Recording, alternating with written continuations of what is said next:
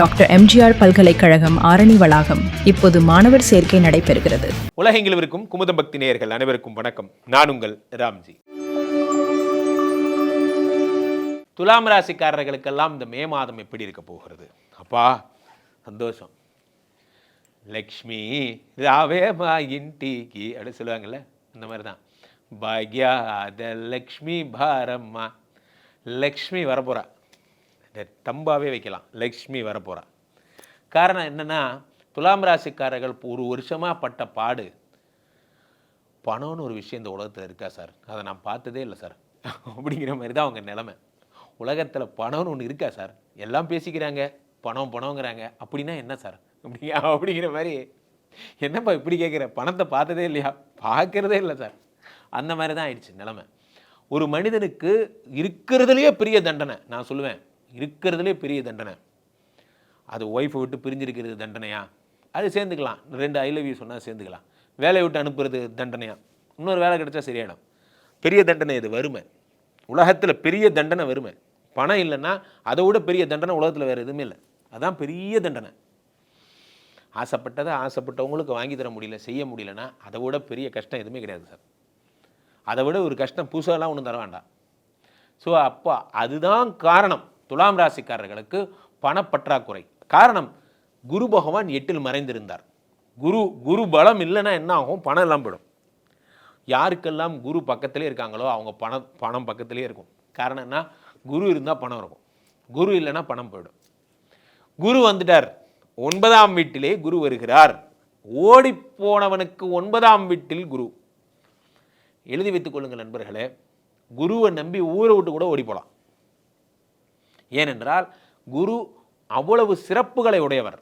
அந்த குரு 9ஆம் வீட்டில் 12 வருடங்களுக்கு ஒரு முறை குறிஞ்சிப்பூ விரிகிறது, மடல் விரிகிறது மாதிரி 12 வருடங்களுக்கு ஒரு முறை நடக்கக்கூடிய அந்த குரு பெயர்ச்சி உங்களுக்கு பொன்னான பலன்களை தருகிறது. 9ஆம் இடத்து குரு. இந்த பக்கம் குரு 9ல் மறைஞ்சிருக்காருன்னா இந்த பக்கம் சனி என்ன பண்ணுறாருன்னு பார்க்கணும். சனி பகவான் 6ஆம் வீட்டில் இருக்கார். எல்லாரும் சொல்லுவாங்க சனி 6ல் வந்து விட்டார், ரோக சனி வந்து விட்டது, வியாதி கடன் கஷ்டமெல்லாம் வரப்போகிறது, சனி பகவான் வச்சு பிரித்து வியாதியை கொடுப்பார். நல்லதே சொல்ல மாட்டீங்களாப்பா. இப்போது 6 கூடிய சனி உங்களை யாராவது குழப்பி விட்டா, அதுக்காக சொல்கிறேன், உங்களை யாராவது குழப்பி விட்டா அந்த இதெல்லாம் கேட்காதீங்க. சனி 6ல் இருப்பவர். ஜோதிட சாஸ்திரம் சொல்லுகிறது 3, 6, நல்லா கவனிங்க, 3, 6, 8, 12 கூட 1 கூட 1 தொடர்பு இருந்தால் அது பேர் விபரீத ராஜயோகம். நல்லா புரிஞ்சுக்கோங்க. 6ஆம் இடத்திலே சனி வருகிறார், இல்லைன்னு நான் சொல்லலை. மே மாதம் 6ஆம் இடத்துல சனி இருக்கார்.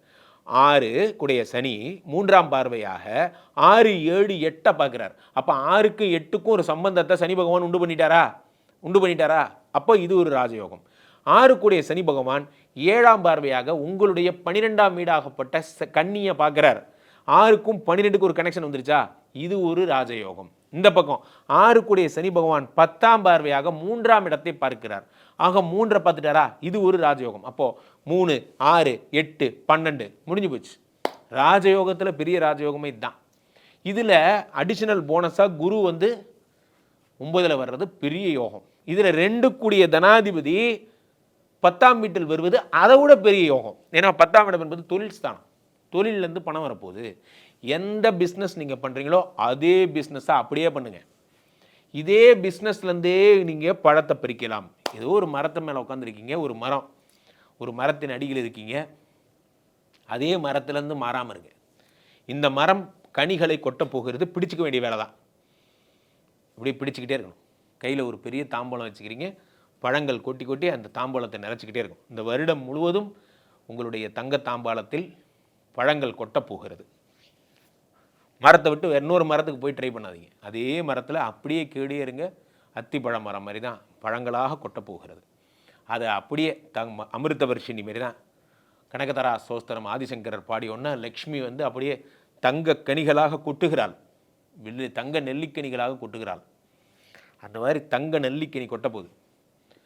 10 கூடைய குரு, 10ஆம் இடத்தில் இருக்கக்கூடிய குரு பகவான். இந்த பக்கம் ராசிநாதன் 6ஆம் வீட்டில் உச்சம் பெறுகிறார்.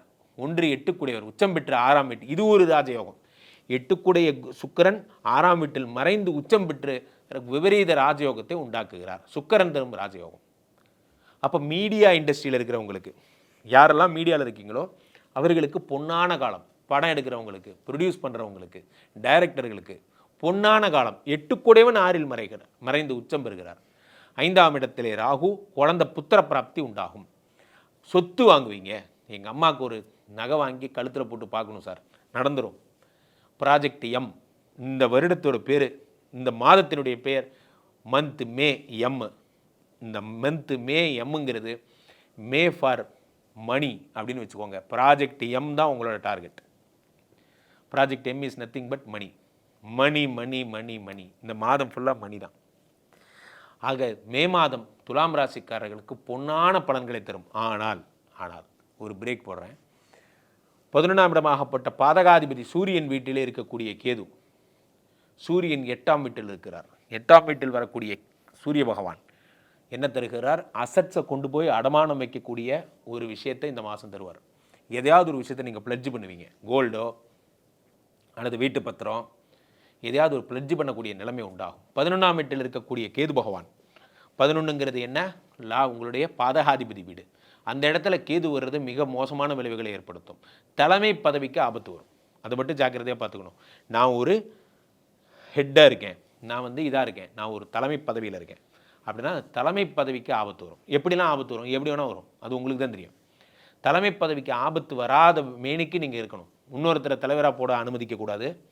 உங்கள் ஜாபில் உங்களுடைய தலைமை பதவி இருக்கு இல்லையா, அந்த சுப்பீரியாரிட்டி, அது கொஞ்ச நாள் நீங்கள் இவர் கூட அசோசியேட் பண்ணி ஒர்க் பண்ணுங்கள்.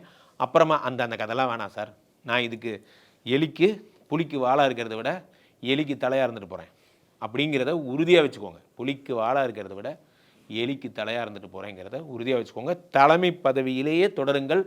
தலைமை பதவியை மாற்றி இன்னொரு டீம் போகிறேன், அந்த டீமில் கொஞ்ச நாள் நீங்கள் அசோசியேட்டாக இருக்கணும், அதுக்கப்புறம் பொன்னான எதிர்காலம் அடுத்த வருஷம் வரும், இந்த கதைலாம் வேணாம். இந்த வருஷம் இப்போ நான் ஹெட்டாக இருக்கேன்ல, நான் அப்படியே இருந்துட்டு போகிறேன் என்பதில் உறுதியாக இருங்கள். ஆசை வார்த்தைகள் கூறினாலும் வேறு எதையும் அக்செப்ட் பண்ணிக்காதுங்க. தலைமை பதவிக்கு ஆபத்து வரும். மீண்டும் ஒரு நல்ல பதிவில் சந்திப்போம். நன்றி, வணக்கம். டாக்டர் எம்ஜிஆர் பல்கலைக்கழகம் ஆரணி வளாகம். இப்போது மாணவர் சேர்க்கை நடைபெறுகிறது.